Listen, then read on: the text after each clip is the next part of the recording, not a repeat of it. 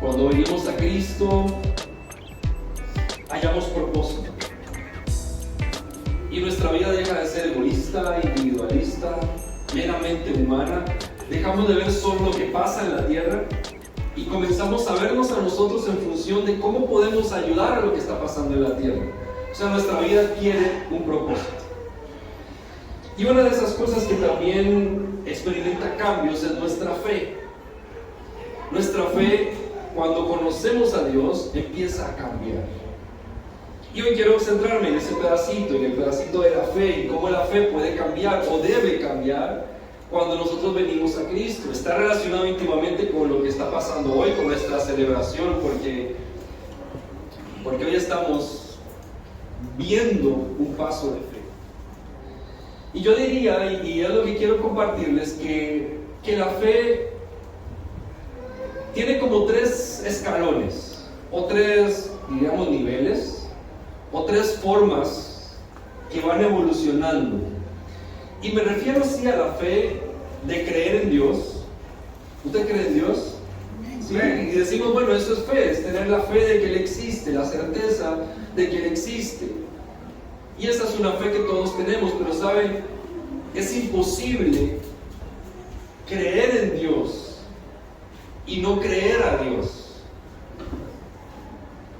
Uno dice, bueno, yo sí tengo fe de creer que Dios existe, pero no tengo fe para mover montañas.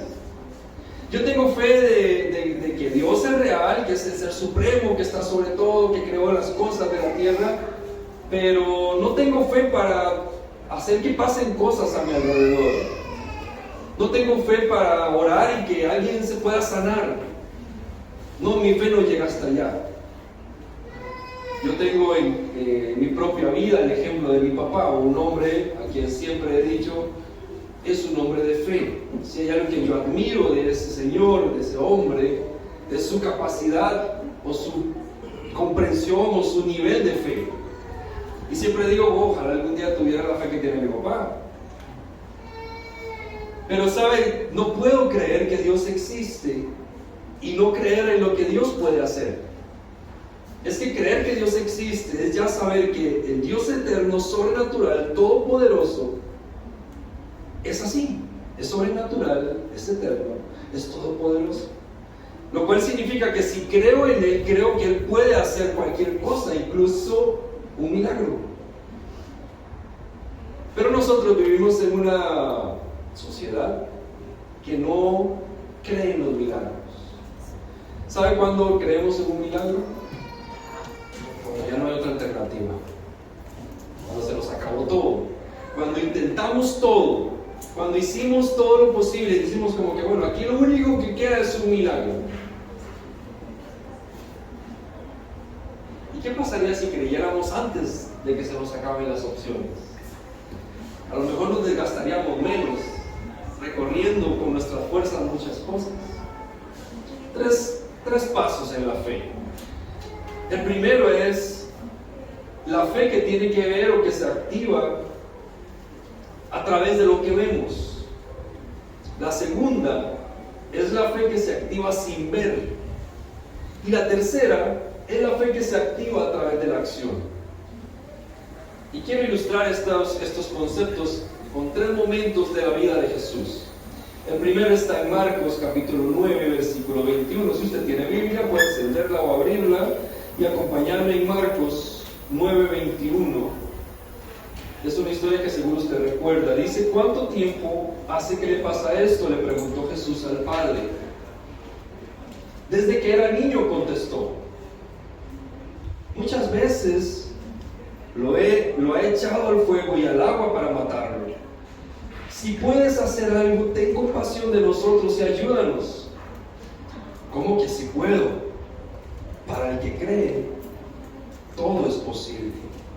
Sí creo, exclamó inmediatamente el padre del muchacho. Ayúdame en mi poca fe. Al ver a Jesús que se agolpaba mucha gente, reprendió al espíritu maligno, espíritu sordo y mudo, dijo, te mando que salgas y que jamás vuelvas a entrar en él. El espíritu, dando un alarido, sacudió violentamente al muchacho y salió de él. Este quedó como muerto, y tanto que muchos decían, ya se murió. Pero Jesús tomó de la mano, lo levantó y el muchacho se puso en pie. Este hombre, el papá de este joven que estaba poseído por un espíritu, acudió a Jesús, lo buscó. Él dijo: yo creo que Jesús puede hacerlo, pero necesito tener contacto con él. En el camino se encontró con sus discípulos que estaban haciendo milagros y señales y todo lo demás. Y dice: bueno, a lo mejor ellos puedan, y resulta que no pudieron. Y él dice: yo necesito ver a Jesús. Si yo veo a Jesús, yo sé que Él lo puede hacer. Necesito entrar en contacto con Jesús, porque el poder que tienen ellos, aunque es el poder de Jesús, no lo puedo sanar, pero si tengo contacto con Jesús, sí lo va a sanar. Y se va donde está hasta que encuentra a Jesús. Y Jesús empieza a preguntarle: ¿qué te pasa? Él dice: bueno, mi hijo está endemoniado y este espíritu que tiene adentro lo trata de matar y no sabemos qué hacer. Y le suplica a Jesús: si puedes hacer algo. Nota la expresión del Señor, del papá preocupado por su hijo delante de Jesús. Y llama la atención que tenga esta súplica, ¿no? Si fue a buscar a Jesús es porque creía que lo podía sanar, pero si puedes hacer algo, le dice. Y Jesús le dice: ¿cómo que sí puedo? E inmediatamente sigue contestándole: para el que cree todo es posible. Y este versículo, que es el versículo 23, es muy interesante porque lo que Jesús hace es hacer una pregunta: ¿cómo que sí puedo? O sea, yo puedo hacerlo. ¿Por qué me preguntas que si puedo hacer algo? Yo puedo hacerlo. Pero inmediatamente le dice: para el que cree todo es posible. En otras palabras, no se trata de si yo puedo o no, se trata de si tú crees o no. Yo lo puedo hacer, pero tú lo puedes creer. Y entonces el hombre dice: Señor, sí creo, ayúdame en mi poca fe. En este primer paso de fe, cuando es la fe que se desafía por ver, entendemos dos cosas, descubrimos dos cosas. Número uno, descubrimos que Jesús sí puede. Nos damos cuenta que Él es todopoderoso. Nos damos cuenta que no hay límites para Él. Y número dos, nos damos cuenta que nuestra fe no es suficiente. Y en este primer paso empezamos a descubrir que Jesús sí puede y que nuestra fe no es suficiente. Qué agradable la acción de este hombre, decir: Señor, sí creo, pero yo necesito más fe, yo necesito que me ayudes en mi fe. ¿Ha pasado usted por esa etapa, por ese paso de fe donde usted dice: yo necesito ver algo?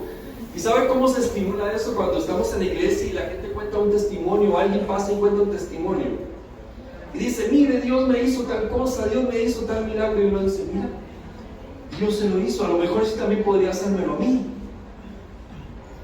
Es el caso de Tomás diciéndole: yo necesito ver para creer.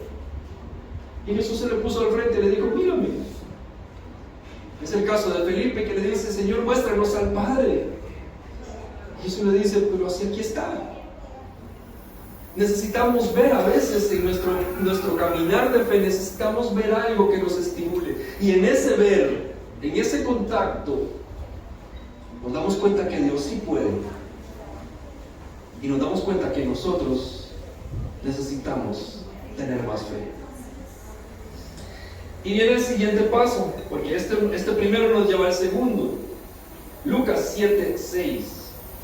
Lucas, capítulo 7, versículo 6.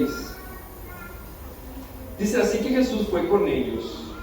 No estaba lejos de la casa cuando el centurión, ya usted va escuchando la historia, mandó a unos amigos a decirle: Señor, no te tomes tanta molestia, pues no merezco que entres bajo mi techo.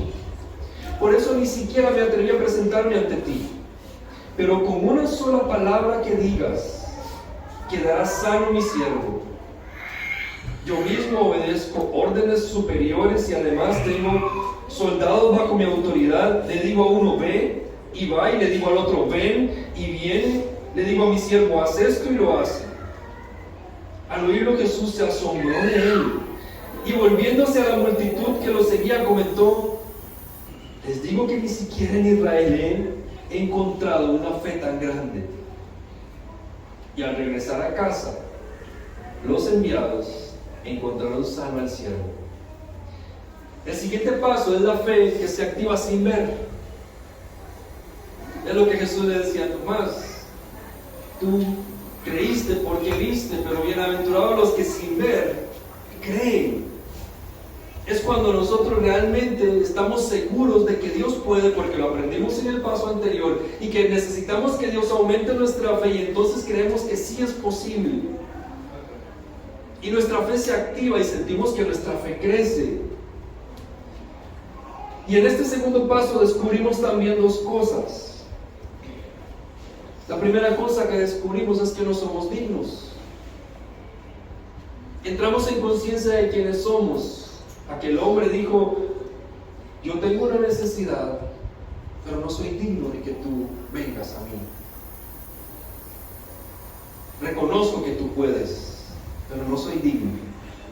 Entramos en conciencia de quiénes somos delante de Dios y de que nuestro nivel de juicio acerca de las cosas a nuestro entorno no es igual que el de Dios, y que lo que nosotros creemos que necesitamos o que merecemos no es lo mismo. Y delante de Dios nos damos cuenta que Él puede hacer cualquier cosa, pero que ninguno de nosotros merece que Dios haga algo, porque todo lo que Dios tenía que hacer ya lo hizo. Lo segundo que reconocemos, que descubrimos, es que sí tenemos una necesidad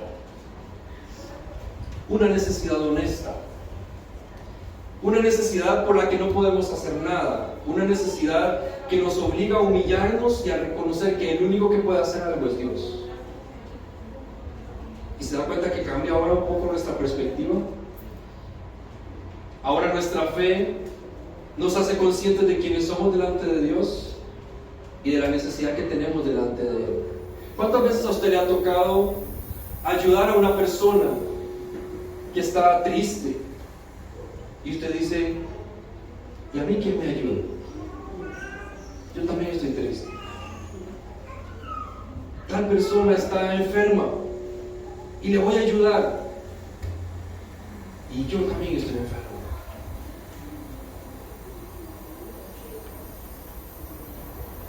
Somos conscientes de que tenemos una necesidad. A veces uno tiene alguna persona, vecino, amigo, conocido, que le dice: mira, estoy pasando por una crisis, si puedes ayudarme, aunque sea un paquete de arroz. Y uno vuelve a ver y dice: sí, tengo un paquete de arroz, pero es lo único que tengo. También tengo una necesidad honesta. Pero la fe significa actuar a pesar de lo que no estoy viendo, más allá de lo que está frente a mis ojos. Esta fe sorprendió a Jesús. Lo hizo decir: no hay otra fe como esta. Porque aquel hombre reconocía el poder que tenía Jesús, la autoridad que tenía Jesús y la capacidad que tenía Jesús de hacer un milagro sin estar presente, solo por decirlo. Y ahora está el tercer nivel, la tercera parte de la fe, o otra faceta de la fe. Y es Jesús en el famoso sermón de la montaña, en Mateo capítulo 7, versículo 7. Jesús está enseñando principios esenciales para la vida. Y dice lo siguiente al versículo 7: pidan y se les dará, busquen y encontrarán, llamen y se les abrirá. Y todo esto parece demasiado lógico, ¿no? Porque todo el que pide, recibe; el que busca, encuentra; y el que llama, se le abre. Y concluye: ¿quién de ustedes, si su hijo le pide pan, le da una piedra? O si le pide pescado, le da una serpiente? Pues si ustedes, aun siendo malos, saben dar cosas buenas a sus hijos, ¿cuánto más su Padre que está en el cielo dará cosas buenas a los que le piden. En este nivel nuevo, diferente o tercero de la fe, lo que desata el poder, el milagro, es la acción. Pedir, buscar, llamar, son verbos, es acción, es hacer. A veces nosotros solo queremos esperar que llegue la respuesta. Pero cuando entramos a esto nos damos cuenta que es nuestra acción, es nuestro paso el que va provocando el milagro. Y quería llegar a este punto porque justo es lo que ilustra lo que pasó aquí. Lo que ustedes están viendo a su alrededor fue un tercer nivel de fe donde dijimos nos tenemos que mover. Hicimos todo esto, llamar, tocar, buscar, preguntar, dar pasos y decir, bueno, no sabemos cómo vamos a hacer esto, pero lo vamos a hacer, nos tenemos que mover.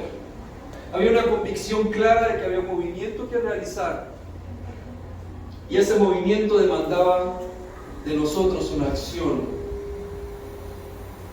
Los que me conocen un poco más saben que no me gusta pedir cosas, ni siquiera me gusta recoger ofrenda. Y saben, tuve que aprender a pedir. Tuve que aprender a hablar. Pero ¿saben por qué? Porque entendí dos cosas en este paso. Número uno, descubrí en nombre de quién estoy pidiendo. No estaba pidiendo para mí, estaba pidiendo para Él. Estaba en nombre de Dios diciendo, necesito. Estaba diciéndole a la iglesia, activa tu fe también. Dios nos está desafiando. Me desafió a mí personalmente. Y les contaba que fui enviado, voy a decirlo bonito, fui enviado a limpiar el depósito de la casa. ¿Saben ustedes por qué, no?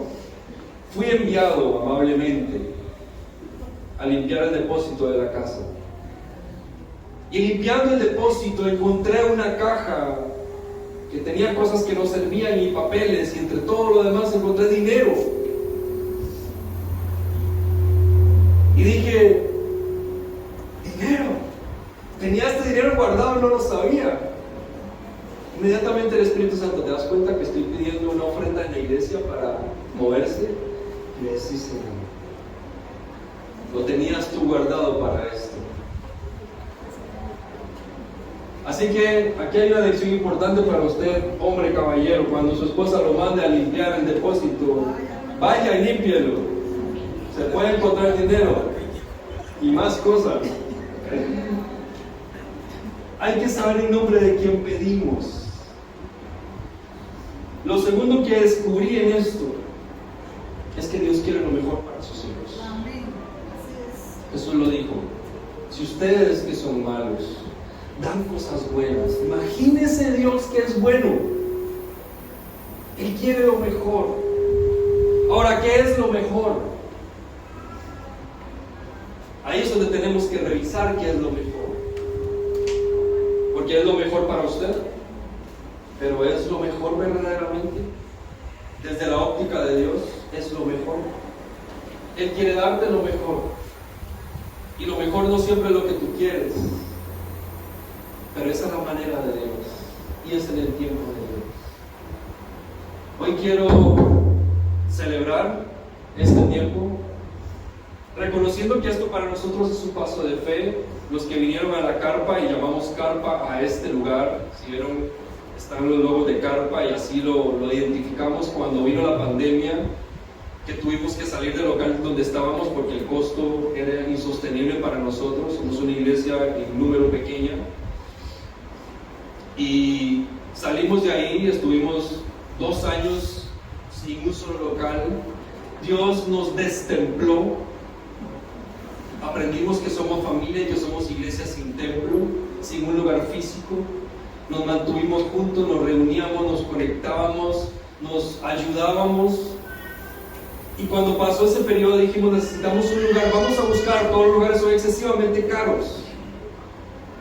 Encontramos un pequeño salón allá al frente, donde caben 15, 20 personas, y dijimos, este es nuestro templo. Y le pusimos carpa porque dijimos, la carpa es un lugar que se puede mover de un lugar a otro, donde nosotros estemos, la carpa va con nosotros. Hoy estamos aquí y espero que dentro de algún tiempo ya no estemos aquí. Y seguimos siendo la familia que se mueve a un mejor lugar, a un lugar más amplio, a un lugar diferente. Nos movemos y la carpa se mueve con nosotros. Por eso carpa. Y entonces, ¿sabe usted que de acuerdo al tamaño de un local, así es el costo de ese local?